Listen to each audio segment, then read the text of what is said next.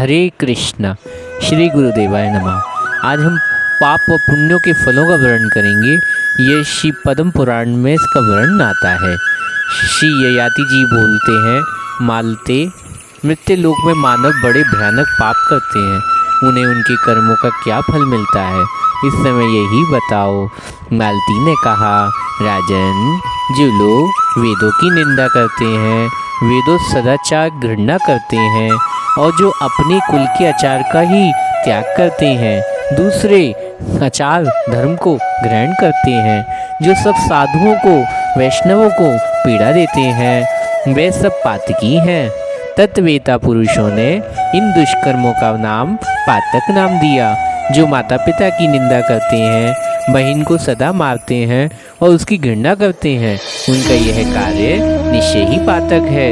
जो श्राद्ध काल आने पर भी काम और क्रोध अथवा भय से 5 कोस से भीतर रहने वाले दामाद, भांजे तथा बहन को नहीं बुलाता, सदा दूसरे को ही भोजन कराता है, उसके श्राद्ध में पितर अन्न ग्रहण नहीं करते, उसमें विघ्न पड़ जाता है। दामाद आदि की उपेक्षा श्राद्ध करता पुरुष के लिए पितृ हत्या के समान है।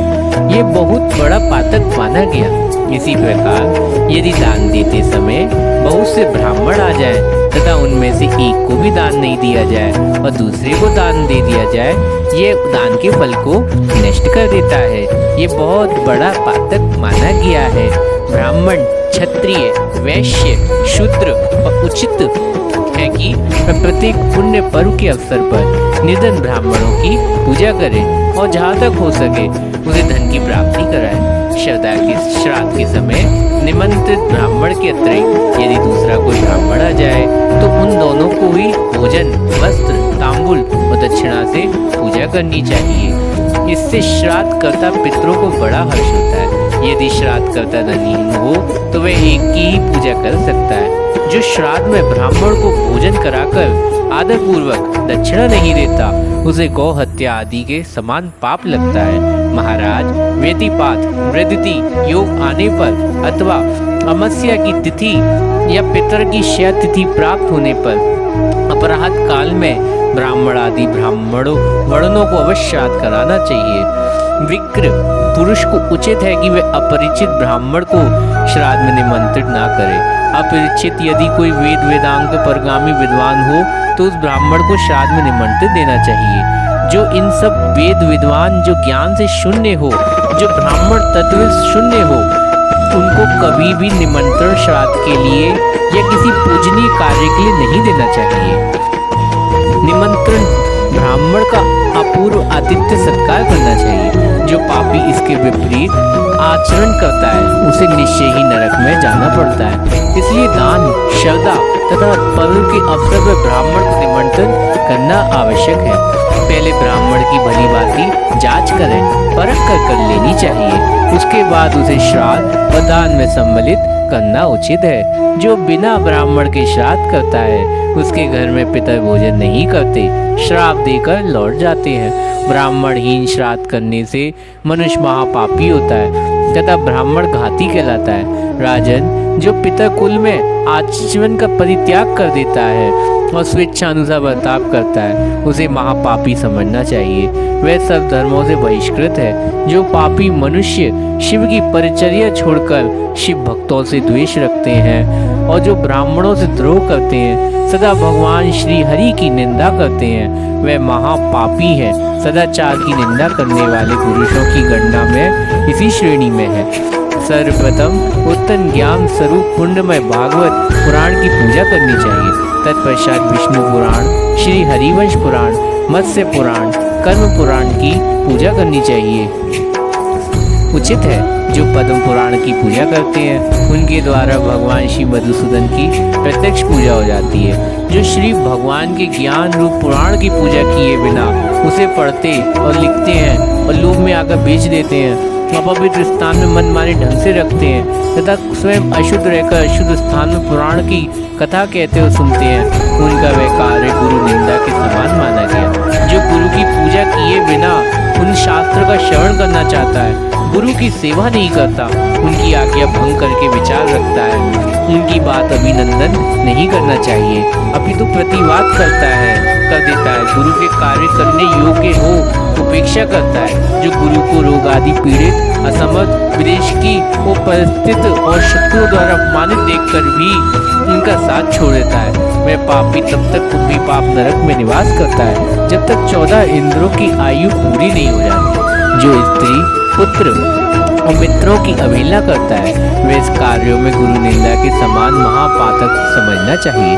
ब्राह्मण की हत्या करने वाला, स्वर्ण को चुराने वाला, शराबी, गुरु की शैया पर सोने वाला तथा इन सब का संयोगी, ये 5 प्रकार के महापातकी माने गए। जो क्रोध, द्वेष, भय अथवा लोभ से, विशेषता ब्राह्मण के मम आदि का उच्छेद करता है। दरिद्र, भिक्षुक ब्राह्मणों को द्वार पर बुलाकर पीछे कोरा जवाब देता है। जो विद्या के अभिमान में आकर सभा में उदासीन भाव से बैठे हुए ब्राह्मणों को भी नितेज कर देता है तथा जो मिथ्या गुणों द्वारा अपने को जबरदस्ती ऊंचा सिद्ध करता है, गुरु को उद्देश्य करने लगता है, इन सब ब्राह्मण घाटी माना गया।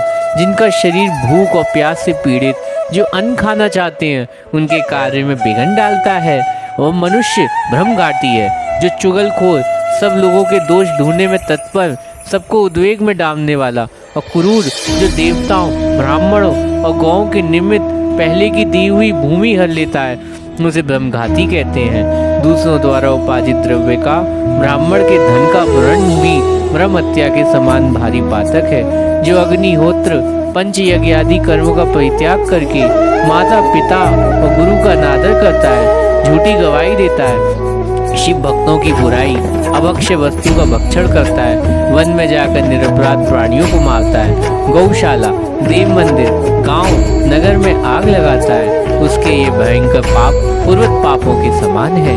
दोनों का सर्वस्व छीन लेना, पराई स्त्री का दूसरे के हाथी, घोड़े, गौ, पृथ्वी, चांदी, रत्न, अनाज, रस, चंदन, अगरजा, कपूर, कस्तूरी, मालपुआ इत्यादि को हड़प लेता है। ये सब पाप स्वर्ण की चोरी को समान माने गए। विवाह करने योग्य कन्या के वर के साथ विवाह न करना और पुत्र एवं मित्र की भार्या और अपनी बहन के साथ समागम करना, यह कुमारी कन्या के साथ बलात्कार करना, अनंत जाति की स्त्री के सेवन और तथा स्वर्ण स्त्री के साथ संभोग, ये पाप गुरु पत्नी गमन के समान बताए गए। जो ब्राह्मण को धन देने की प्रतिज्ञा करके ना तो उसे देता है ना फिर उसको याद ही रखता है, उसका यह कार्य उपातकों की श्रेणी में रखा गया। ब्राह्मण के धन का अपहरण, मर्यादा का उल्लंघन, अत्यंत मान, अत्यंत क्रोध, दंभ, कृतघ्नता, अत्यंत विषयासक्ति, कृपणता, शठता, मात्स्य, परस्त्री गमन और साध्वी कन्या को कलंकित करना, परिवर्ती, परिवेता और उसकी पत्नी, इनसे संपर्क रखना, इससे कन्या को देना अथवा इनका यज्ञ कराना, धन के अभाव में पुत्र, मित्र और पत्नी का परित्याग करना, बिना किसी कारण स्त्री को छोड़ देना, साधु और तपस्वियों की उपेक्षा करना, गौ, क्षत्रियों, विस्त्रियों और शूद्र के प्राण लेना, शिव मंदिर, वृक्ष और फुलवाड़ी को नष्ट करना, आश्रम वासियों को थोड़ा सा भी कष्ट पहुंचाना, मृत्यु वर्ग को दुख देना, अन्न, वस्त्र, पशुओं की चोरी करना, जिससे मांगना उचित नहीं ऐसे लोगों से याचना करना, यज्ञ, बगीचा, पोखरा, स्त्री, संतान विक्रय करना, तीर्थ यात्रा, उपवास, व्रत, शुभ कर्मों का फल बेचना, स्त्रियों के धन से जीविका चलाना, स्त्री द्वारा उपार्जित अन्न से जीवन निर्वाह करना तथा किसी के छुपे हुए धर्म के लोगों को सामने खोल कर रख देना। और इस सब पापों को जो लोग रचे पचे रहते हैं, जो दूसरे के दोष बताते हैं, पराय छिंद पर दृष्टि रखते हैं, औरों का धन हड़पना चाहते हैं, पराई स्त्रियों पर कुदृष्टि रखते हैं, इन सभी पापियों को गौघातक तुल्य समझना चाहिए। जो मनुष्य झूठ बोलता है, स्वामी, मित्र, गुरु से द्रोह करता है, माया रचता है, शठता करता है, जो स्त्री, पुत्र, मित्र और बालक, वृद्ध, दुर्बल, मनुष्य, भृत्य, अतिथि और मनुष्य बांधव भूखे छोड़ अकेले भोजन करता है, जो अपने को खूब मिठाई उड़ाता है और दूसरे को अन्न भी नहीं देता, उन सब पृथक पृथक पक्का समझना चाहिए। वेदज्ञ पुरुषों में उनकी बड़ी निंदा की गई, जो स्वयं ही नियम लेकर भी उन्हें छोड़ देता है, जिन्होंने दूसरे के साथ धोखा किया, जो मदिरा पीने वाले सत्संग रखता है, घाव एवं रोग से पीड़ित, भूख प्यास से व्याकुल रहता है, और गौ का जो हत्या करता है और यत्न पूर्वक पालन नहीं करते, उन्हें नरकगामी यातना भोगनी पड़ती है, जो सब प्रकार पापों में डूबे रहते हैं। साधु, ब्राह्मण, गुरु गौ को मारते हैं, सम मार्ग में स्थित निर्दोष स्त्री को पीटते हैं, जिनका सारा शरीर आलस से व्याप्त रहता, अतः जो बार बार सोया करते हैं, जो दुर्बल पशु को काम में लगाते हैं, बलपूर्वक हाँकते हैं, अधिक बार लाद कर उन्हें कष्ट देते हैं, घायल होने पे भी उन्हें जोतते रहते हैं, ऐसे दुरात्मा मनुष्य को बैलों की बधिया करते हैं, अर्थात उनका वध करते हैं, और गाय के बछड़ों के नाचते हैं। ऐसे महापापी उनके ये कार्य महापातकों के तुल्य है, जो भूख प्यास और परिश्रम में पीड़ित आशा लगाकर घर पे आए हुए अतिथि का अनादर करते हैं, वे नरकगामी होते हैं। जो मूर्ख, अनाथ, विकल, दीन, बालक, वृद्ध, शुदातुर व्यक्तियों पर दया नहीं करते हैं, वे उनके नरक में समुद्र में गिरना पड़ता है। जो नीति शास्त्र की आज्ञा का उल्लंघन करते हैं, प्रजा से मन मानव वसूलते हैं, कर वसूलते हैं, अकारण ही दंड देते हैं, उन्हें नरक में पकाया जाता है। जिस राजा के राज्य में प्रजा सुध खोरों, अधिकारियों और चोरों द्वारा पीड़ित होती है, उसे नरक में पड़ना पड़ता है। जो ब्राह्मण अन्य राजा दान देते हैं, उन्हें भी घोर नरक में जाना पड़ता है। पापचारी पूर्ववासियों का पाप राजा ही समझ सकता है, अतः राजा उस पाप से डरकर प्रजा को शासन में रखना चाहिए। जो राजा भली बाती विचार न करके जो चोर नहीं उसे चोर समान दंड देता है, जो चोरों को भी साधु समझकर छोड़ देता है, वह नरक में जाता है। जो मनुष्य दूसरों के घी, तेल, मधु, गुड़, ईख, दूध, साग, दही, मूल, फल, घास, लकड़ी, फूल, पत्ती, खासा, चांदी, जूता, छाता, बैलगाड़ी, पालकी, मुलायम आसन, तांबा, सीसा, रागा, शंख, वंशी आदि बाजार घर की सामग्री, ऊन, कपास, रेशमी वस्त्र, पुत्र आदि तथा महीन वस्त्र चुराते हैं, उनके बहुत भयंकर नरक में गिरते हैं। वो दूसरे वस्तु की थोड़ी हो या उस पर ममता रख करके उसे चुराता है, वैसी निसंदेह नरक में गिरता है। इस तरह के पाप करने वाले मनुष्य मृत्यु के पश्चात यमराज की आज्ञा से लोग जाते हैं। यमराज के महाभयंकर दूत उन्हें ले जाते हैं। उस समय उनको बहुत दुख उठाना पड़ता है। देवता, मनुष्य तथा पशु भी इनमें जो भी अधम मन लगाते हैं, उनके शासक धर्मराज माने गए। वे भांति भांति भयानक दंड देकर पापों को भोग कराते हैं। विनय और सदाचार से युक्त मनुष्य यदि भूल से मलिन आचरण में लिप्त हो जाए तो उनके लिए गुरु शासन माने गए। वे कोई प्रायश्चित कराकर उनको पाप धो सकते हैं। ऐसे लोगों को यमराज के पास नहीं जाना पड़ता, पर स्त्री, लंपट, चोर, अन्यायपूर्ण बर्ताव करने वाले पुरुषों को राजा शासन होता है। राजा का शासन और राजा ही उनके दंड विधाता माने गए। परंतु जो पाप छुपकर किए जाते हैं उनके लिए तो धर्मराज ही दंड का निर्णय करते हैं। इसलिए अपने किए हुए पापों के लिए प्रायश्चित करना चाहिए, अन्यथा वे करोड़ों कल्पों में फल भोग कराए बिना नष्ट नहीं होता। मनुष्य मन, वाणी तथा शरीर से जो कर्म करता है उसका फल उसे स्वयं भोगना पड़ता है। कर्मों के अनुसार उसकी सद्गति अधोगति होती है। राजन, इस प्रकार संक्षेप में मैंने तुम्हें पापों का भेद बताया, बोलो अब और क्या सुनाऊं। ययाति ने कहा, मातले, अधर्म के सारे फलों का वर्ण तो मैंने सुन लिया, अब धर्म का फल बताओ। मालती ने कहा, राजन, जो श्रेष्ठ ब्राह्मणों को जूता, खड़ाऊ दान करता है वह बहुत बड़े विमान में बैठकर सुख से परलोक यात्रा करता है। वस्त्र दान करने वाले मनुष्य दिव्य वस्त्र धारण करके परलोक में जाते हैं। पालकी दान करने से जीव विमान द्वारा सुखपूर्वक यात्रा करते हैं। सुखासन, गद्दे, कुर्सी आदि दान से वह सुखपूर्वक जाता है। बगीचा लगाने वाला पुरुष शीतल छाया में सुख से परलोक की यात्रा करता है। फूल माला दान करने वाले पुरुष पुष्पक विमान से जाते हैं।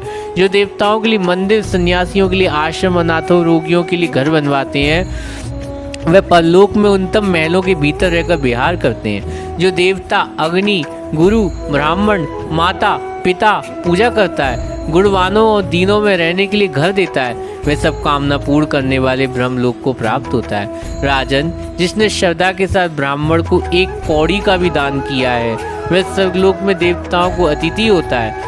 और तथा उसकी कीर्ति बढ़ती है। अतः श्रद्धापूर्वक दान देना चाहिए, उसका फल अवश्य होता है। अहिंसा, क्षमा, सत्य, लज्जा, श्रद्धा, इंद्रिया, संयम, दान, यज्ञ, ध्यान, ये धर्म के 10 साधन हैं। अन्न देने वाला प्राणदाता कहा गया और प्राणदाता ही वह सब कुछ देने वाला है। अतः अन्न दान करने से सब दान का फल मिल जाता है। अन्न से पुष्ट होकर मनुष्य पुण्य का संचय करता है। अतः पुण्य का आधा अंश अन्नदाता और आधा भाग पुण्यदाता को प्राप्त होता है, इसमें तनिक भी संदेह नहीं। धर्म, अर्थ, काम, मोक्ष सबसे बड़ा साधन है। शरीर और शरीर में स्थिर रहना अन्न तथा जल से, अतः अन्न और जल की सब पुरुषार्थों साधन है। अन्न दान के समान दान ना होगा। जल तीनों लोक में जीवन माना गया। वह परम पवित्र, दिव्य, शुद्ध, सब रसों का आश्रय है। अन्न, पानी, घोड़ा, गौ, वस्त्र, शैया, सुत और आसन, इन सब 8 वस्तुओं के दान प्रेत लोक में लिए बहुत उत्तम है। इस प्रकार दान विशेष मनुष्य धर्म राज नगर में सुखपूर्वक जाता है। इसलिए धर्म का अनुष्ठान अवश्य करना चाहिए। जो लोग क्रूर कर्म करते हैं, दान नहीं देते, उन्हें नरक में दूसरों से दुख भोगना पड़ता है। दान करके मनुष्य अनुपम सुख भोगते हैं। एक दिन भी भक्तिपूर्वक भगवान शिव की पूजा करता है, मतलब विष्णुलोक को प्राप्त होता है। अनेकों बार अर्चना कर चुका, उनके लिए कहना ही क्या। भगवान श्री विष्णु की भक्ति में तत्पर और श्री विष्णु ध्यान में संग्रह रहने वाले वैष्णव बैकुंठ धाम चक्रधारी भगवान विष्णु के समीप जाते हैं और श्री विष्णु उत्तम लोक श्री शंकर जी निवास स्थान से ऊपर समझना चाहिए। महाश्री विष्णु के ध्यान में तत्पर रहने वाले वैष्णव मनुष्य ही जाते हैं। मनुष्यों से श्रेष्ठ सदाचारी, यज्ञ कराने वाला, सुनीति युक्त और विद्वान ब्राह्मण ब्रह्मलोक को जाते हैं। युद्ध में उत्साह पूर्वक जाने वाला क्षत्रियों इंद्रलोक की प्राप्ति होती तथा अन्य पुण्यकर्ता भी पुण्यलोक में गमन करते हैं। हरे कृष्णा।